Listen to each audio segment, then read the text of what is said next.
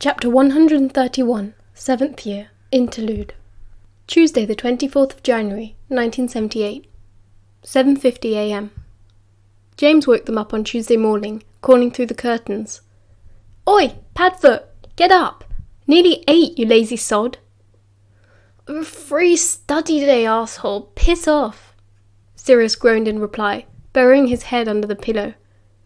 "You'll miss breakfast!" "Ugh." "Fine, starve then," James replied. Then, "Seen Mooney?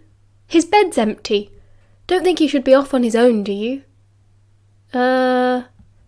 Sirius lifted the pillow from his face and looked at Remus, raising an eyebrow in question. Remus stared back in panic. Okay, James knew, but so far they'd managed to avoid having any actual encounters with their relationship. Remus was very particular about it. He didn't want to be gawked at. He wanted to prove that everything was just the same as it was before, and that meant that what happened between him and Sirius in private ought to be kept, well, private. He'd been fastidious about bed sharing, making sure to get up early and creep back to his own bed, or else rumple his bedsheets and head straight for the shower. But it was the full moon, and he was slower than usual. "Probably gone for breakfast, mate," Sirius called back. He shrugged at Remus. "Yeah, maybe," James agreed. "Oh, hang on, I'll check the map. He's left it on his bedside table." Remus slapped his head, astounded by his own stupidity. "I'm in here, James," he shouted quickly, feeling himself turn red with embarrassment. "Oh!" They heard James stop still, just outside the bed curtains. "Oh, right, of course, sorry, I didn't think..." His steps receded quickly towards the door. "Sorry, lads, see you later, yeah?" The door slammed shut. Sirius snorted with laughter as Remus crawled under the sheets as if he could escape the embarrassment there. "Oh, come on," Sirius laughed, trying to pull the sheets back. "It wasn't that bad." "It's horrible," Remus replied, burying himself even further. "I'll never be able to look him in the eye again." Sirius crawled under the sheets too, chasing him. "It's not like we were doing anything. You've still got your pyjamas on." "Prongs doesn't know that," Remus retorted, sitting cross-legged, facing Sirius. It was like they were under their own little tent now, and reminded Remus of camping. It was such a nice memory that he felt a bit calmer. Even better, Sirius always held his hand when they were hidden away like this, and he reached out now, playing with Remus's long, scarred fingers as though they were precious treasures.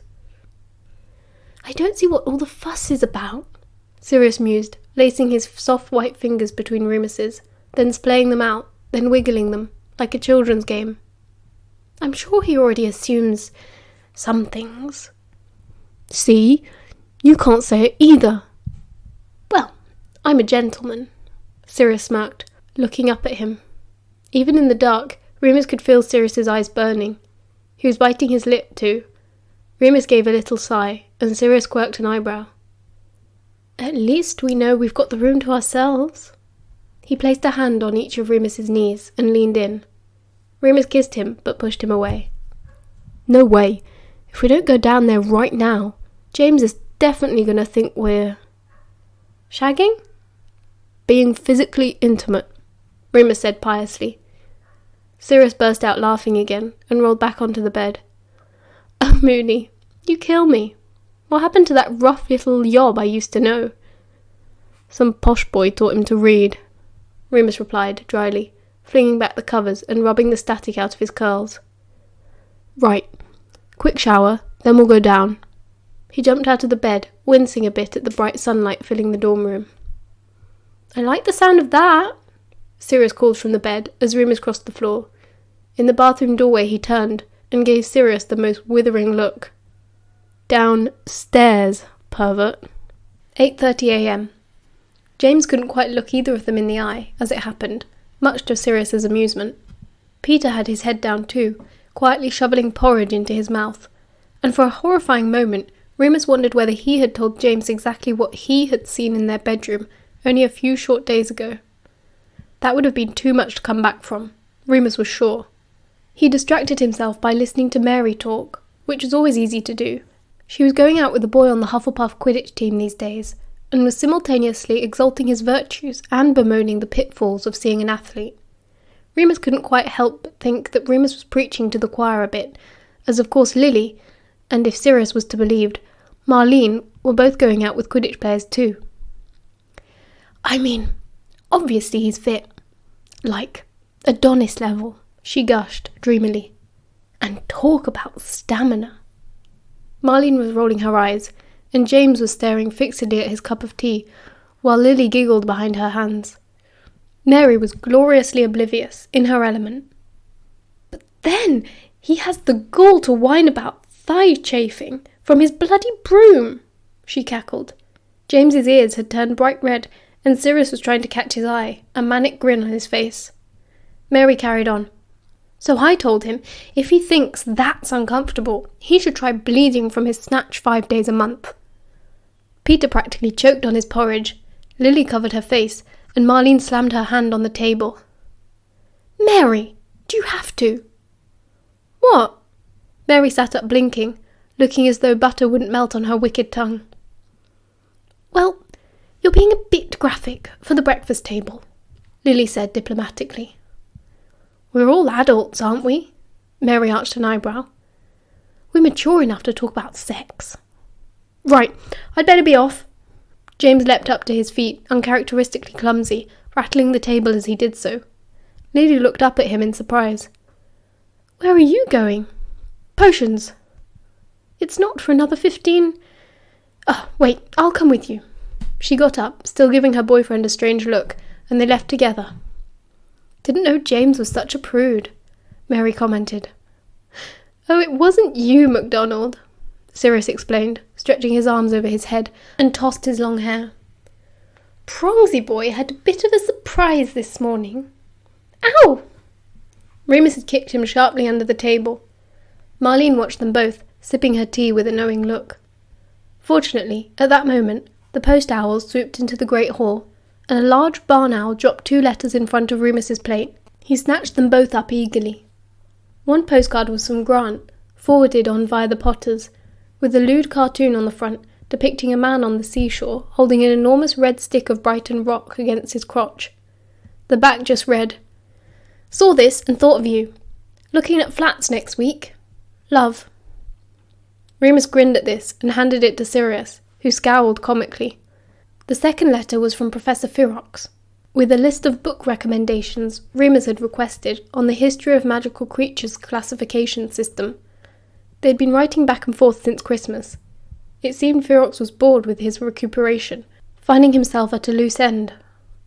Sirius watched Remus finish the letter. Anything from... he asked, giving a significant look. Remus shook his head. Nothing from his mother. Sirius tried to flash him a cheery smile. Still time, yeah? Remus just shrugged. Going to the library. See if I can find any of these before History of Magic. He held up Ferox's list. See you later, girls. He nodded at Mary and Marlene. See you in the hospital wing this evening? Marlene asked hopefully. Ah, Remus remembered. It was Tuesday. He hadn't been attending the healing lessons Madame Pomfrey had kindly included him in for some weeks now, too busy memorising curses. He didn't really want to go this evening, it being a full moon, but he looked at Marlene and felt guilty. Of course, he nodded. See you then. Sirius bounded happily alongside Remus as he made his way to the library, mentally working through his timetable for the day. He only had 3 classes, luckily, but he'd promised to catch up with Christopher at some point, and he wanted to write back to both Grant and Ferox, and he had an arithmetic essay due. Moony! Earth calling planet Moony! Sirius interrupted his thoughts. We just walked past the library, if that's where you were heading. Oh, bollocks! Remus turned 180 degrees and started back, Sirius still in tow. Care to share? Oh, nothing, just thinking. Not worrying, I hope, about tonight? A bit. They entered the library and had to be quiet as they passed Madame Pince's desk. He'd actually been trying not to think about the coming moon. After all, Dumbledore had said not to. He said the Order were dealing with it, and Remus could only hope that that meant Alistair Moody was still on the case, which made him feel slightly better. Still, Castor's warning had been ringing in his ears since Saturday, and it was impossible to forget. "I don't think we ought to leave the shack tonight," Remus whispered. "If anything happens..." "It won't. Dumbledore's dealing with it," Cyrus replied, leaning against the nearest bookcase casually, while Remus looked for the text he wanted. Remus had to stop himself from tutting. James and Sirius put so much faith in Dumbledore. He often wondered whether he was missing something. But then, Remus trusted very few people over the age of 18, with good reason. "I know," he said calmly, "but I'd like you to respect my wishes, if it's all the same to you." "Hey, don't be like that," Sirius chided gently. "Of course we will. Anything for our Moony." Remus found 3 of the books on Ferox's list, which cheered him up a bit. He took them to Madame Pince, then began to tuck them inside his bag. "I'll take them," Sirius offered, holding out his hands. "You don't want to be lugging them around all day. I'm going back to the dorm anyway." "Oh, cheers." Remus handed them over. "You going to start on that arithmancy essay?" "Oh, not if I can possibly avoid it." Sirius pulled a face. "See you at lunch. You're free this afternoon, aren't you?"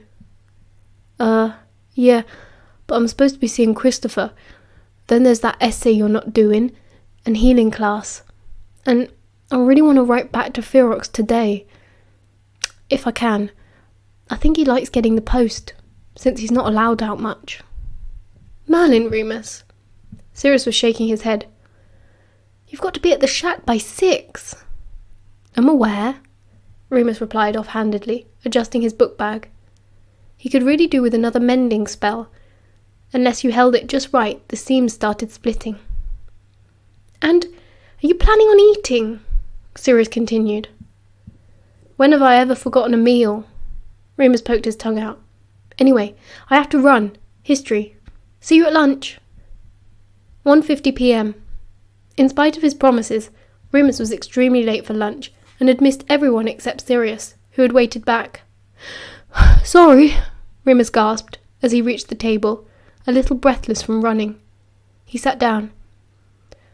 "Stayed back to talk to Kettleburn, then remembered I'd forgotten my notes in Professor Bin's room. History was bloody waste too. I've covered all of that in reading." "Oh, thanks." Sirius had pushed a plate of sausage and mash across the table to him. Remus dug in, eating and talking as quickly as he could. They only had 10 minutes before lunch was over, and the school choir would want the hall for their weekly practice sessions. "Anyway, it worked out nicely in the end. I used the time to write my letter to Ferox and a note for Grant, so at least that's done." "What's that?" Sirius had slid a stack of parchment across the table now. Remus drained his glass of pumpkin juice and looked down at it. "Arithmancy?" "Your essay," Sirius said casually. "Finished mine, like a good boy, so I thought I'd do yours too." "You what?" Remus did a double take. Sirius was ridiculously good with a quill and had mimicked his own spidery handwriting perfectly. I don't believe you." How many times have you done it for Wormy? Or James, for that matter? Oh, and he's still got a stick up his arse about this morning, by the way. Won't talk to me about it. Anyway, now that's done, and the letters, you're free for the afternoon." "Thanks so much, Padfoot. Honestly, this is brilliant. But I did promise to see Christopher and..." "No." Sirius was grinning like the cat who'd just got the cream. "Just saw him. Told him you weren't well, so you couldn't see him." "Sirius!" "Well, you're not well," Sirius responded innocently. "What with tonight, you ought to be resting." "I'll be fine once I've eaten," Remus replied shortly, eyes on his food, mopping up the last of his gravy with his mashed potato. He'd lick the plate if he was shameless enough. Full moons made him ravenous. When he'd finished, he looked up and found Sirius staring at him, big eyes full of a puppyish remorse. "Angry with me?" "No." Remus wiped his mouth with his sleeve and pushed his plate away in time for it to vanish back down to the kitchens. "But you can't reorganize my life like that, just to get your own way." I didn't mean it like that. Cyrus sat up, looking shocked. You always have so much on, and it's insane. I mean, it's amazing because you're amazing and you can handle it, but you don't have to. Okay. Remus frowned, getting up. He wasn't sure exactly what Sirius was saying. He'd always tried to keep busy. He liked being busy and useful to people. And you'd written so many notes for that essay, it practically wrote itself, Sirius continued, as they left the Great Hall and began to head for Gryffindor Tower. And we can go and find Christopher if you want. He's probably in the library. Sirius. Remus sighed fondly. Go on, I'll post the letters for you, and I'll see you for an early dinner. Sirius. He checked the coast was clear. Everyone was in lessons, and Peeves wasn't about. An empty corridor was a rare thing at Hogwarts. Oh, bugger! Sirius slapped his forehead. I can't do an early dinner. I've got that detention with Filch. Only for an hour, though. I'll be out in time for... Sirius! What? He finally stopped talking in time for Remus to catch him unawares, with a quick kiss on the lips. Shut up, you idiot, he smiled. I'd much rather spend the afternoon with you than studying with Christopher. Oh. Sirius blushed, looking very pleased. 2:15 p.m. Less than 20 minutes later, and Remus was completely blissed out, lying on his back with the record player at his feet, and Sirius's head resting against his good hip. Bowie was singing and strumming his 8-string, and the two boys listening were sharing a spliff Sirius had charmed off a Ravenclaw earlier that week. What's the wolf like, stoned? Sirius asked, reaching up for his turn. Remus shook his head, inhaling deeply and passing the joint. Hungrier, probably, he replied, voice high. Sirius murmured. Remus exhaled and closed his eyes, settling back on the pile of cushions. It was like sinking into warm treacle. He let his thoughts drift. Can I ask you something? He mumbled. Fire away, Moony. What was Mary on about this morning? About the Hufflepuff's keeper's stamina. I think she was just blagging, to be honest with you. No, not that. Remus chuckled. The bleeding thing. Bleeding from her... what did she mean? Sirius swiveled his head in Remus's lap to look up at him, wearing a bemused frown. Well, she was talking about, her time of the month. He raised his eyebrows, as if Remus was supposed to catch on to something. Well, what's that? Remus frowned back, none the wiser. Remus! Seriously? What? Girls are different from boys. Well, I know that. Remus bristled, feeling defensive now. Well, okay, so girls get this thing every month. Sirius began to explain. Remus was utterly horrified by the time he'd finished. That's the most disgusting thing I've ever heard, he said flatly. It's natural, Sirius shrugged. I should get Lily to explain it to you. I probably told it wrong. Bloody hell, you're nearly 18. How did you not know? Oh yeah, make fun of the care home kid, Remus tutted. I grew up in a boys' reformatory. How am I supposed to know anything about girls? Explains a lot, Sirius said dryly. Remus flicked his ear sharply. Ow! What's your detention for, anyway? Remus asked, settling back again. I hexed Crouch. Oh, right. Him and my darling brother were tormenting some second years, but obviously he got out of it because he's a prefect, Sirius muttered darkly.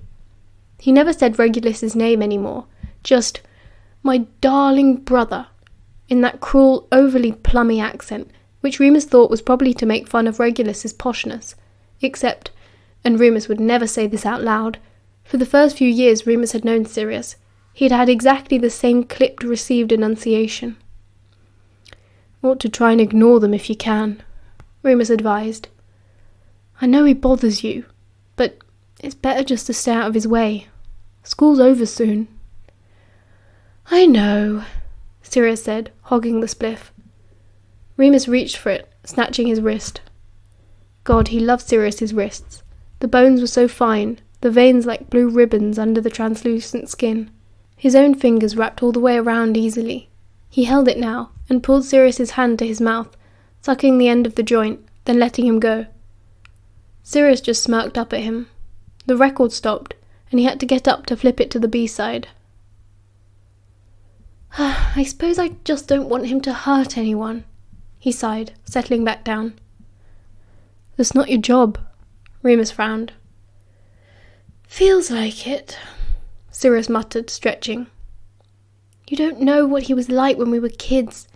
He's not, I don't know. I just don't want him to do something he'll regret later on. Remus thought very hard, which was no mean feat after a few lungfuls of Ravenclaw-grown hash. Tell you something? He asked.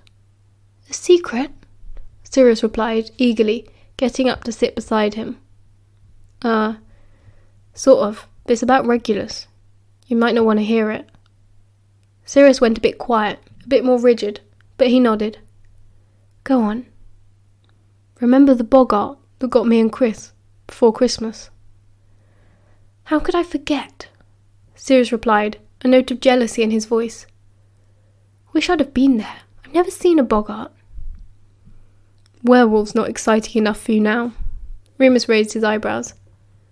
Anyway, I checked the map right after Chris went to get someone, and, well, I'm pretty sure it was Regulus who put the boggart there. He and Barty were nearby. Remus craned his neck slightly, so he could see Sirius's face and how he was taking the news. His mouth was a straight line. He looked more tired than angry. He shook his head. Stupid prick, he muttered. It's all her, you know. He's an idiot for wanting to please her, obviously, but it's all her fault anyway. Your mother? Sirius nodded. Remus didn't know what to say. They had agreed long ago that they could talk about anything but mothers, and that's the way it had been, on Sirius's side anyway. Remus didn't want to go into it now either. Everything was so nice and warm, and if they could just hang on to it a bit longer, this would be such a good memory, something he would have inside him forever. He reached over and stroked Sirius's cheek. That perfect jawline. He sat up and shifted around to face him. Let's forget about all that shit, he said. It's boring. Sirius kissed him. 4 p.m. Remus walked down alone for dinner at 4, as Sirius left for his detention. It was so early that Remus was the only one there, except for Marlene, who was also attending Madame Pomfrey's healing class. I'm glad you're coming, she beamed at him. Marlene smiled a lot these days. I haven't seen you properly since Christmas. Yeah, sorry, Remus replied, beginning his second helping of lasagna, twice as big as the first. Been so busy with Newt stuff. I really wanted to talk to you about what happened on the train. Remus stared at her, fork halfway to his mouth. With all the fuss about Castor and the full moon, Remus had been able to avoid talking about their strange meeting with Yasmin and Marlene on the train. He felt guilty again. Obviously Marlene had been thinking about it a lot. Hang on, Marlene was saying, reaching for her wand. Muffliato, she murmured. So, anyway, Marlene leaned forward on her elbows, eyes bright. You and Sirius? Does anyone know? Oh, Remus finally set down his knife and fork, though he would have happily kept going. Yeah, actually. James and Peter. Lily too. Really? Yeah. He nodded, checking that there was definitely no one listening. Only recently, though. What about you and Yaz? No one, she said firmly. Not even Mary? Least of all her, Marlene said. Remus decided not to inquire further. He'd had enough revelations concerning Mary for one day. How long's it been going on, you two? He asked. I had no idea. Sorry, Marlene blushed, looking down.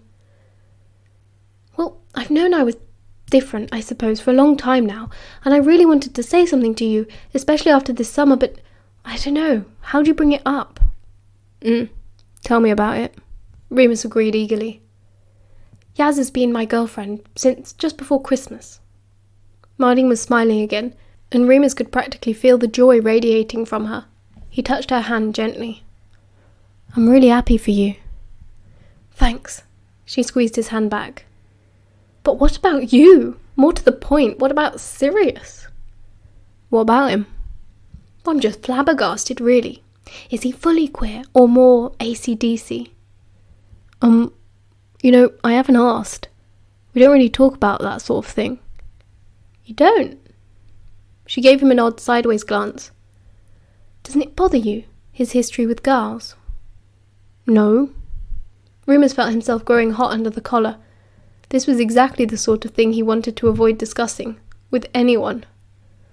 It's not relevant. Okay. Marlene shrugged, though she looked unconvinced. If it works, I suppose. He didn't respond to that, and eventually the muffliato spell wore off, and they finished eating, before making their way to the healing class at 4:30.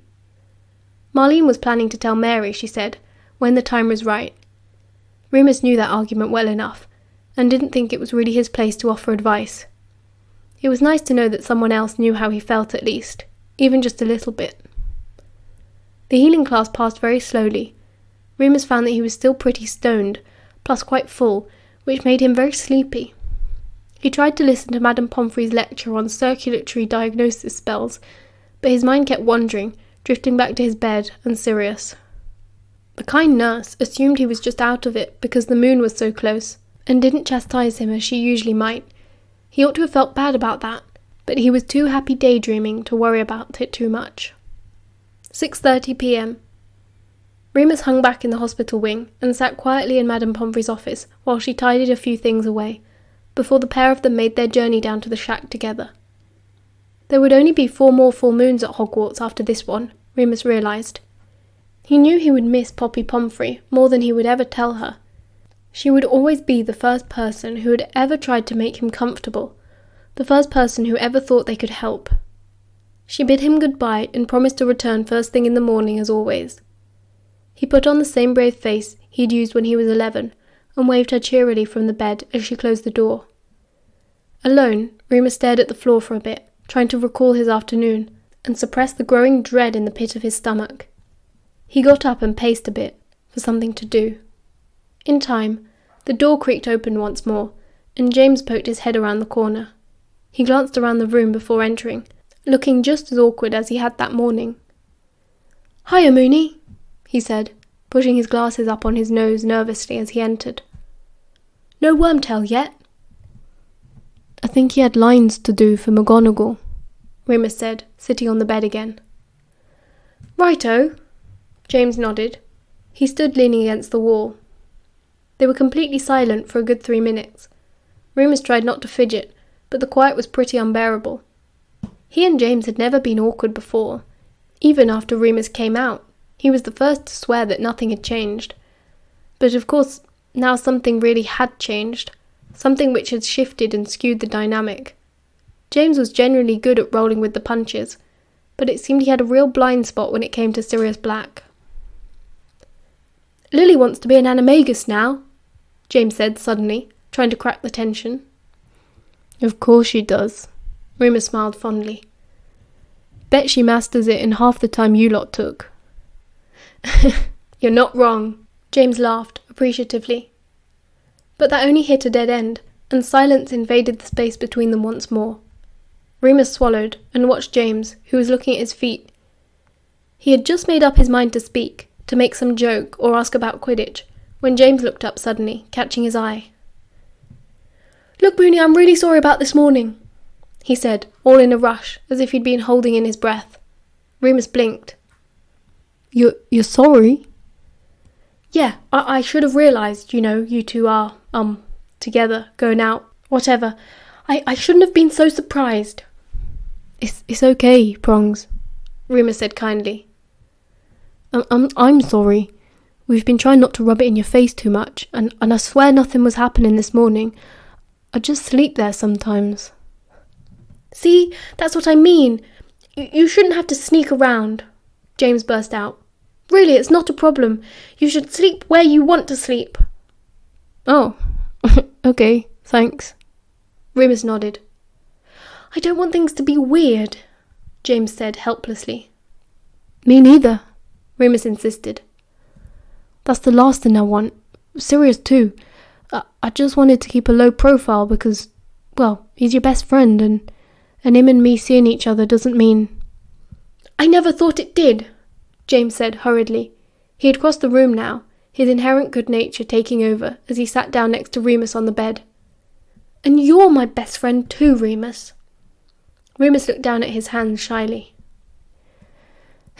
Christ, Potter, he grinned. Why'd you always have to be so perfect?